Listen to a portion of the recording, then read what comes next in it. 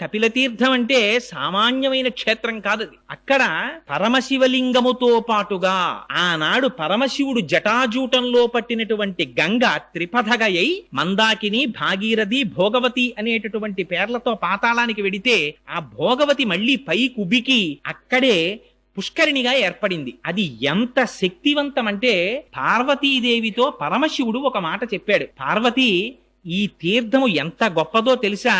ఇది సాక్షాత్తుగా కార్తీక మాసంలో ఏ ఏ రోజులు పరమ పవిత్రమైనటువంటివని మనం భావిస్తామో, శనివారాలు, సోమవారాలు, నాగుల చవితి, పౌర్ణిమ, ఏకాదశి, ద్వాదశి మొదలైనటువంటి తిథులలో మధ్యాహ్నం 12 గంటల నుంచి 12 గంటల 10 నిమిషాల వరకు ప్రతి రోజు కూడా 3 లోకములలో ఉండేటటువంటి సమస్త పరమ పావనమైనటువంటి తీర్థములన్నీ వచ్చి అక్కడ చేరుతాయిట ఆ పుష్కరిణిలోకి. ఆ తీర్థములో స్నానం చేస్తే ఎంతటి వారికి కూడా శరీరమునకు పట్టినటువంటి